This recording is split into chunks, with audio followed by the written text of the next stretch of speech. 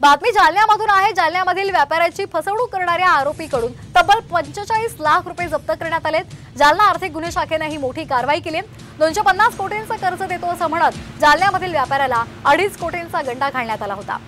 जालन्यामधील soybean तेल निर्मिती करणाऱ्या व्यापाऱ्याला 250 कोटींचं कर्ज देतो असं म्हणत तब्बल एकानं 2.5 कोटी रुपयांचा गंडा घातला होता। दरम्यान व्यापाऱ्याची फसवणूक करणाऱ्याला आर्थिक गुन्हे शाखेनं एकाला अटक केलेली आहे। कर्नाटकमधून ही अटक झालेली आहे। अटक आरोपीकडून पोलिसांनी तब्बल 45 लाख रुपये जप्त केलेत।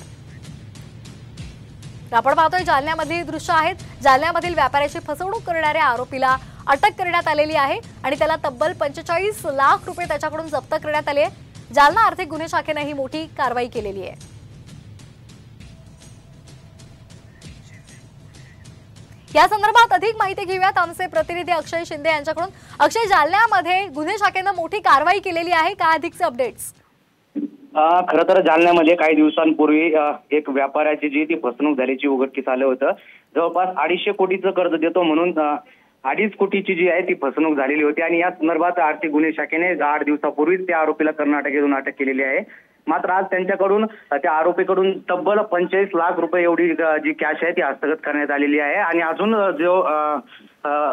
जे पैसे आहेत ते हस्तगत करण्याचा प्रयत्न जे आहे आर्थिक गुन्हे शाखा करत आहे। अगदी धन्यवाद आपण दिलेल्या या माहितीसाठी। तर आपण हे एक्सक्लुझिव्ह दृश्य पाहतोय। जालना आर्थिक गुन्हे शाखेने ही मोठी कारवाई केलेली आहे। आरोपीला अटक केलेली आहे आणि त्याचबरोबर त्याच्याकडून 45 लाख रुपये सुद्धा जप्त केलेले आहेत।